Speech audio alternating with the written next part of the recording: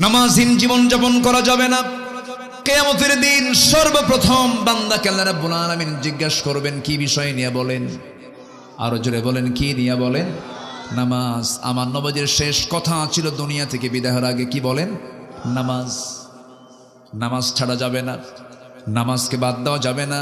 আল্লাহ রাব্বুল আলামিন সুন্দর করে বলছেন, যারা নামাজকে অবহেলা করবে, নামাজ নিয়ে যারা অবহেলা প্রদর্শন করবে তাদের জন্য ওয়াইল নামক দোজক আছে। আল্লাহ রাব্বুল আলামিন বলেন, যারা পারেন ঠোঁট মিলে আমার সঙ্গে ঠোঁট মিলায় বলুন, ফাওয়াইলুল লিল মুসাল্লিন আল্লাযীনা হুম আন সালাতিহিম সাহুন আল্লাযীনা হুম ইউরাউনা ওয়া ইয়ামনাউনাল মাউন। জোরে বলুন আল্লাহু আকবার।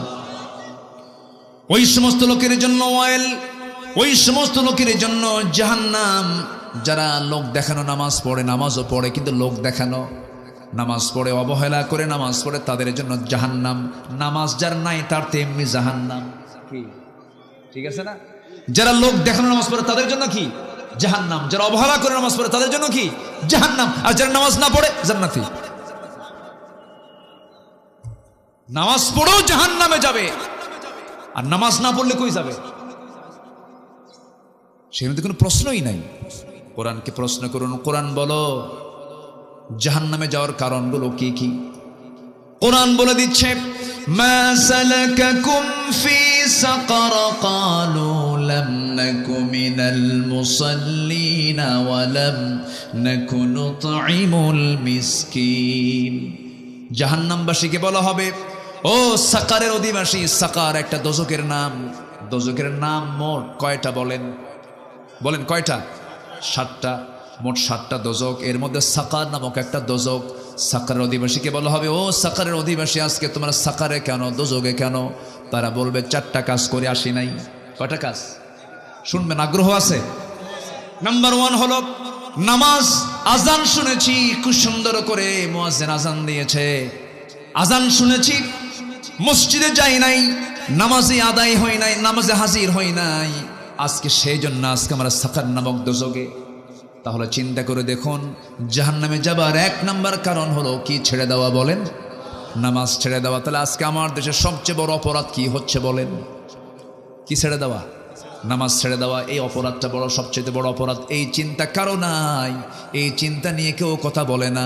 অথচ আল্লাহ রাব্বুল আলামিন বলছেন, রাষ্ট্র গঠন করবা, 4টা আইন দিচ্ছে। 1 নাম্বার আইন হলো তোমরা রাষ্ট্র গঠন করার সঙ্গে সঙ্গে জাহান্নাম থেকে বাঁচার জন্য জাতিকে নামাজের ব্যবস্থা করে দিবা। জোরে কোন সুবহানাল্লাহ।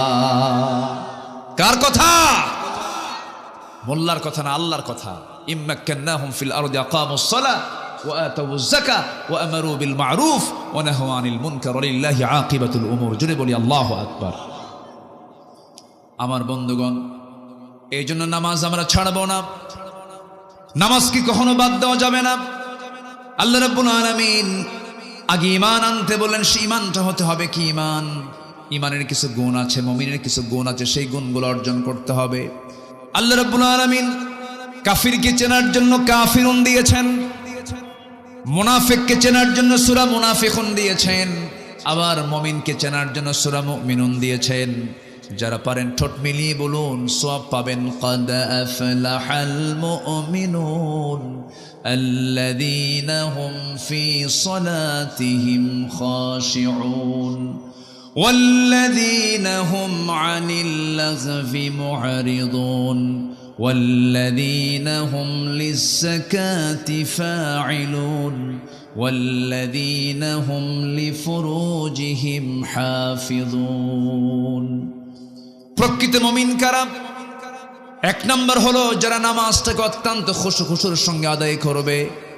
নাম্বার 2 হলো যারা অনর্থক কোনো কথা মুখ থেকে বের করবে না, বেফাঁস কোনো কথা বলবে না। ইমানদারদের কথা হবে জমির দলিলের মতো। জমির দলিল লেখক যেমন দলিল লিখতে নিয়ে 1000বার চিন্তা করে লেখে, কোনো ভুল লেখে না। দাগ নাম্বার ভুল করলে দলিল বাতিল, সিএস নাম্বার ভুল করলে পরে দলিল প্রশ্নবিদ্ধ হয়ে যাবে। দলিল লেখক যেমন দলিল করতে নিয়ে যেমন নিখুঁত করে বারবার দেখে দেখে চেষ্টা করে লেখেন, ইমানদার যখন চলবে তার কথা হবে জমির দলিলের চাইতে অত্যন্ত যত্নশীল। সে মুখ থেকে বেফাস একটা কথাও বলবে না, অযাচিত কোনো কথা মুখ থেকে বের হবে না, মিথ্যা তো দূরেই থাক, অপ্রয়োজনীয় কোনো কথা মুখ থেকে বের হবে না। ইমানদারের প্রত্যেকটা জিহ্বার ব্যাপারে কে রেকর্ড করেন বলেন? আসতে বলবেন না, কে রেকর্ড করেন? মা ইয়ালফিযু মিন কাওলিন ইল্লা লাদাইহি রাকীবুন আতীদ ওয়া ইয়ালামু খাইনাতাল আ'য়ুনি ওয়া মা তুখফিস সুদূর। জোরে বলুন আল্লাহু আকবার। এজন্য কথা আগে না চিন্তা আগে? ভালো করে বলেন, কথা আগে না চিন্তা আগে? চিন্তা আগে। আল্লাহ বলছেন বান্দারে, কথা থেকে, মুখ থেকে বেফাস কোনো একটা কথাও বলবা না, যা বলবা চিন্তা করে আগে বলবা, কারণ তোমার কথার ব্যাপারে একদিন জিজ্ঞাসিত হবে। আল্লাহ রাব্বুল আলামিন সুন্দর করে বলেন, লাইসাল বিররা আন তুওয়াল্লু ফুজুহাকুম কিবালাল মাশরিকি ওয়াল মাগরিবি ওয়ালাকিন্নাল بر من آمن بالله واليوم الآخر والملائكة والكتاب والنبيين وآتى المال على حبه ذوي القربى واليتامى والمساكين وابن السبيل والسائلين وفي الرقاب وأقام الصلاة وآتى الزكاة والموفون بعهدهم إذا عاهدوا